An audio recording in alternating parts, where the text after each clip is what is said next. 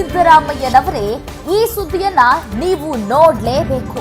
ಲಾಠಿ charge ಅನ್ನ enjoy ಮಾಡಿದ DC SP.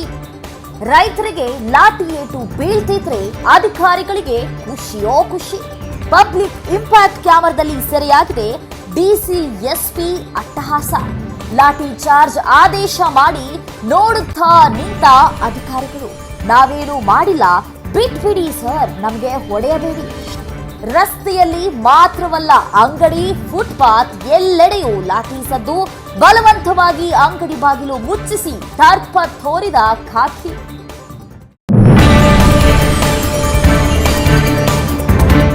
ರಕ್ತ ಸುರಿಸಿಕೊಂಡು ಅನ್ನದಾತರ ಜನಸಾಮಾನ್ಯರ ನರಳಾಟ. ಮಕ್ಕಳು, ಮಹಿಳೆಯರು ಎನ್ನದೆ ಲಾಠಿ ಚಾರ್ಜ್ ಮಾಡಿದ ಖಾಕಿ. ಎಲ್ಲವನ್ನು ನೋಡುತ್ತಾ ಗಹಗಹಿಸಿ ನಗುತ್ತಿದ್ದ ಎಸ್ಪಿ, ಡಿಸಿ. ಪ್ರತಿಭಟನೆಯನ್ನ ಹತ್ತಿಕ್ಕಿ ಬಿಟ್ವೋ ಅನ್ನೋ ಸಂಭ್ರಮವೋ ಸಂಭ್ರಮ. ಕಾಡಾನೆ ದಾಳಿಗೆ ಮಹಿಳೆ ಬಲಿಯಾಗಿದ್ದನ್ನ ಖಂಡಿಸಿ ನಡೆಯುತ್ತಿದ್ದ ಪ್ರತಿಭಟನೆ. ಚಿಕ್ಕಮಗಳೂರು ತಾಲೂಕಿನ ಕಡಪಗೆರೆಯಲ್ಲಿ ನಡೆಯುತ್ತಿದ್ದ ಪ್ರತಿಭಟನೆ. ಅನ್ನದಾತರನ್ನ ಬಗ್ಗು ಬಡಿದು ಅಂತ ಖುಷಿಪಟ್ಟ ಅಧಿಕಾರಿಗಳು. ಚಿಕ್ಕಮಗಳೂರು ಜಿಲ್ಲಾಡಳಿತದ ಮಾನಸಿಕತೆ ಬಠಾಬಯಲು. ವರೆ ವಾ, ನಿಮ್ಮಂತ ಅಧಿಕಾರಿಗಳನ್ನ ಪಡೆದ ನಾವೇ ಧನ್ಯರು. ಶಾಂತಿ ಸುವ್ಯವಸ್ಥೆಯನ್ನ ಕಾಪಾಡಿಕೊಳ್ಳಬೇಕಾದಂತಹ ಅಧಿಕಾರಿಗಳೇ ಶಾಂತಿ ಭಂಗ ತರುತ್ತಾರೆ ಅಂದ್ರೆ ನೀವು ನಂಬಲೇಬೇಕು. ಚಿಕ್ಕಮಗಳೂರಿನಲ್ಲಿ ಮೊನ್ನೆ ನಡೆದ ಘಟನೆ ಇದನ್ನ ಸಾಕ್ಷೀಕರಿಸುತ್ತದೆ. ನೋ ಡೌಟ್, ಮೊನ್ನೆಯ ಪ್ರತಿಭಟನೆಯನ್ನ ಹಿಮ್ಮೆಟ್ಟಿಸಬೇಕು ಅನ್ನೋದೇ ಜಿಲ್ಲಾಡಳಿತದ ಪ್ಲಾನ್ ಆಗಿತ್ತಾ? ರೈತರ ಸಮಸ್ಯೆಗೆ ಸ್ಪಂದಿಸಬಾರದು ಅನ್ನೋದೇ ನಿಮ್ಮ ಟಾರ್ಗೆಟ್ ಆಗಿತ್ತಾ? ಹೌದು ಅಂತ ಸಾಬೀತು ಮಾಡ್ತಿದೆ ಮೊನ್ನೆ ನೀವು ನಡೆದುಕೊಂಡ ರೀತಿ.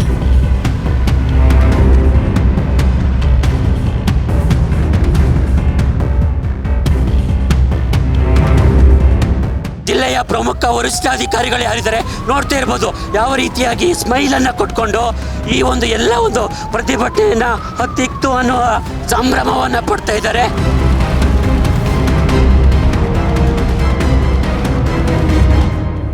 ಒಂದು ವಾರದೊಳಗೆ ಒಂದೇ ಜಾಗದಲ್ಲಿ ಎರಡೆರಡು ಅಮಾಯಕರ ಹೆಡ ಬೀಳುತ್ತೆ ಅಂದ್ರೆ ಖಂಡಿತವಾಗಿಯೂ ಜನರ ಆಕ್ರೋಶದ ಕಟ್ಟೆ ಒಡೆದೇ ಒಡೆಯುತ್ತೆ ಕಣ್ರಿ.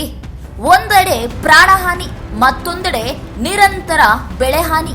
ಇದಕ್ಕೆಲ್ಲ ಲಂಗು ಲಗಾಮು ಆಗಬೇಕಾಗಿದ್ದಂತಹ ಜಿಲ್ಲಾಡಳಿತ, ಅರಣ್ಯ ಇಲಾಖೆ, ಅರಣ್ಯ ಸಚಿವರು ಎಲ್ಲರೂ ಗಾಢ ನಿದ್ರೆಯಲ್ಲಿ ಮುಳುಗಿದ್ರೆ ಜನರು ಪ್ರತಿಭಟನೆಯನ್ನ ಮಾಡದೇ ಇರ್ತಾರಾ?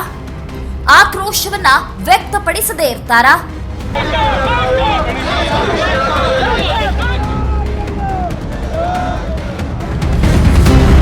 ನಮ್ಮ ಪ್ರಜಾಪ್ರಭುತ್ವ ಕೊಟ್ಟಿರೋ ಹಕ್ಕನ್ನೇ ಪ್ರಜೆಗಳು ಚಲಾಯಿಸಿರೋದು.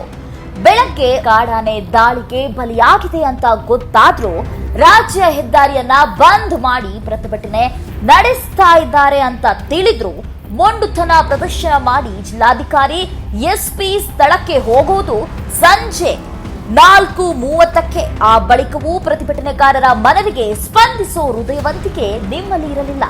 ಒಂದೇ ವಾದ, ಮೃತದೇಹ ಕಳಿಸಿಕೊಡ್ಬೇಕು, ಕೊಟ್ಬಿಡಿ ಅಂತ.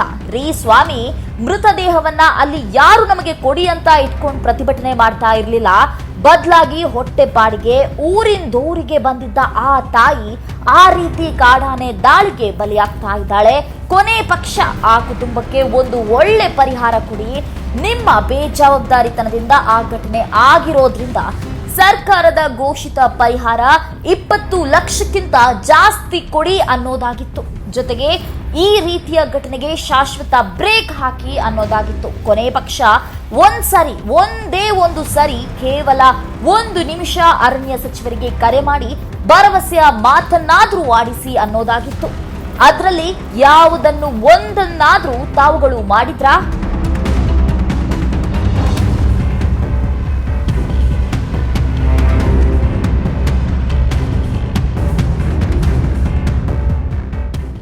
ಖಂಡಿತ ಇಲ್ಲ. ಸರಿ, ಇದ್ಯಾವುದನ್ನು ಮಾಡಿಲ್ಲ ನೀವುಗಳು. ಬೆಳಗ್ಗೆಯಿಂದ ಬಿಸಿಲಲ್ಲಿ ಕುಳಿತು ಅನ್ನ ನೀರು ಬಿಟ್ಟು ಪ್ರತಿಭಟಿಸುತ್ತಿದ್ದ ಅನ್ನದಾತರ ಜೊತೆಗೆ ಸೌಜನ್ಯದ ರೀತಿಯಲ್ಲಿ ಮಾತನಾಡುವ ಪ್ರಯತ್ನವಾದ್ರೂ ಮಾಡಬಾರ್ದಿತ್ತ? ಯಾವುದೂ ಇಲ್ಲ. ಮಾತೆತ್ತಿದ್ರೆ ವಾದ, ಸಿಟ್ಟು ಸೆಡವನ್ನ ಹೊರಹಾಕ್ತಿದ್ರಿ. ಒಂದು ಕ್ಷಣದಲ್ಲಿ ಜಿಲ್ಲಾಧಿಕಾರಿಗಳು ಮೈಕ್ ಎಸೆದು ಹೊರಡ್ತೀನಿ ಅನ್ನೋ ಸನ್ನೆ ಕೂಡ ಕೊಟ್ಟಿದ್ರೆ.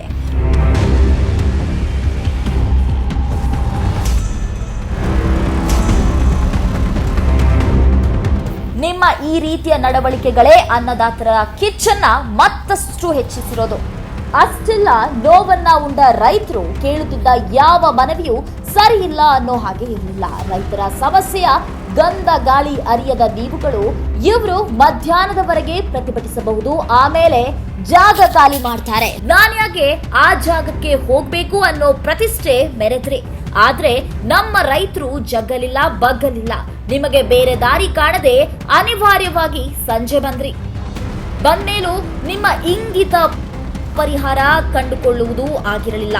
ಬದಲಾಗಿ ಸಮಸ್ಯೆಯನ್ನ ಸೃಷ್ಟಿ ಮಾಡೋದು, ಪ್ರತಿಭಟನೆಯನ್ನ ಹತ್ತಿಕ್ಕುವುದು ಆಗಿತ್ತು ಅನ್ನೋದು ಸುಸ್ಪಷ್ಟ. ಒಂದು ವೇಳೆ ಆ ರೀತಿಯ ಮನಸ್ಥಿತಿ ನಿಮ್ಮದು ಆಗಿರಲಿಲ್ಲ ಅಂದ್ರೆ ಮೇಲೆ ಹೇಳಿದ ರೈತನ ಒಂದಾದ್ರೂ ಮನವಿಗೆ ಸ್ಪಂದಿಸಬಹುದಿತ್ತು. ಕೊನೆ ಪಕ್ಷ ಶಾಂತಿಯುತವಾಗಿ ಮಾತನಾಡಿ ರೈತರನ್ನ ಸಮಾಧಾನ ಪಡಿಸ್ತಾ ಇರ್ತಿದ್ರೆ. ಅದ್ಯಾವುದನ್ನು ಮಾಡದೆ ಲಾಠಿ ಚಾರ್ಜ್ಗೆ ಆದೇಶ ಮಾಡಿದ್ದು ನಿಜಕ್ಕೂ ರೈತರ ಮೇಲೆ ಚಿಕ್ಕಮಗಳೂರು ಜಿಲ್ಲಾಡಳಿತ ನಡೆಸಿದ ದೌರ್ಜನ್ಯವೇ ಸರಿ. ರೈತರು ಕಲ್ಲು ಹೊಡೆದಿರಲಿಲ್ಲ, ಬೆಂಕಿ ಹಚ್ಚಿರಲಿಲ್ಲ, ಯಾರ ಮೇಲೂ ಕೈಯನ್ನ ಕೂಡ ಮಾಡಿರಲಿಲ್ಲ. ಅಂತಹ ರೈತರ ಮೇಲೆ ನೀವು ಲಾಠಿ ಪ್ರಹಾರ ಮಾಡ್ತೀರಿ ಅಂದ್ರೆ ನೀವಿಂತ ಕಠೋರಿಗಳು ಸ್ವಾಮಿ.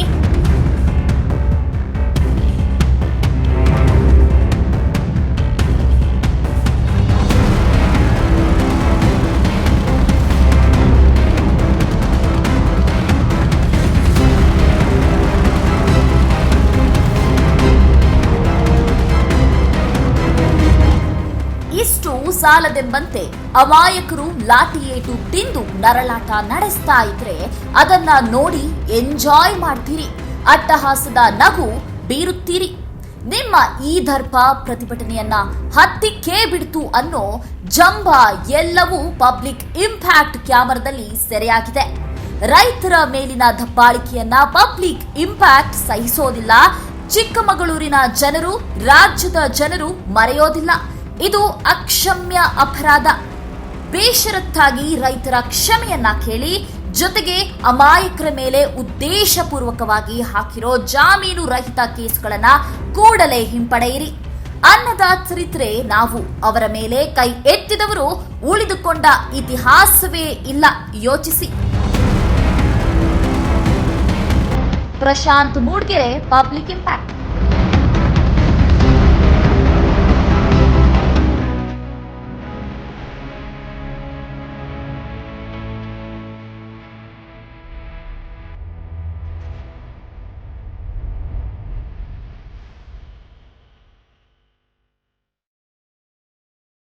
ಜೀನಿ ಸ್ಲಿಮ್ ತಗೊಳಕ್ಕೆ ಸ್ಟಾರ್ಟ್ ಮಾಡಿದ್ನು ಅವಾಗ ಮಂತ್ಲಿ ಪೀರಿಯಡ್ಸ್ ಆಗ್ತಾ ಇದ್ದೀನಿ. PCOD ಪ್ರಾಬ್ಲಮ್ ನಾರ್ಮಲ್ ಆಗಿದೆ, ಥೈರಾಯ್ಡ್ ನಾರ್ಮಲ್ ಆಗಿದೆ. ಪೀರಿಯಡ್ಸ್ ಎಲ್ಲ 6 ಮಂತ್ ಆದ್ರೂ ಆಗ್ತಾ ಇದ್ದಿಲ್ಲ, ಇವಾಗ ರೆಗ್ಯುಲರ್ ಪೀರಿಯಡ್ಸ್ ಆಗ್ತಾ ಇದೆ. ಜೀನಿ ಸ್ಲಿಮ್ ನ ಯೂಸ್ ಮಾಡಿ 8 ತಿಂಗಳಲ್ಲಿ 55 kg ಸಣ್ಣ ಆಗಿದ್ದಾರೆ. ಜೀನಿ ಸ್ಲಿಮ್ ತಗೊಳ್ಳಿ, ಬೇಗ ಸಣ್ಣ ಆಗ್ತೀರಾ, ಫ್ಯಾಟ್ ಲಾಸ್ ಆಗ್ತದೆ. ಜೀನಿ ಸ್ಲಿಮ್ ನ ಯೂಸ್ ಮಾಡಿ 100% ಯಾವುದೇ ಸೈಡ್ ಎಫೆಕ್ಟ್ ಇಲ್ದಂಗೆ ಸಣ್ಣ ಆಗ್ತೀರಾ. ಇಂತಹ ನೈಜ ಕುತೂಹಲ ಭರಿತ ಸುದ್ದಿಗಳು ನಿಮಗೆ ಸಿಗಬೇಕಂದ್ರೆ ರಾಜ್ಯದ ಪ್ರತಿಷ್ಠಿತ ಜನಪರ ಡಿಜಿಟಲ್ ಸುದ್ದಿ ಮಾಧ್ಯಮ ಪಬ್ಲಿಕ್ ಇಂಪ್ಯಾಕ್ಟ್ ಚಾನೆಲ್ ಅನ್ನು ಯೂಟ್ಯೂಬ್ನಲ್ಲಿ ಸಬ್ಸ್ಕ್ರೈಬ್ ಮಾಡ್ಕೊಳ್ಳಿ.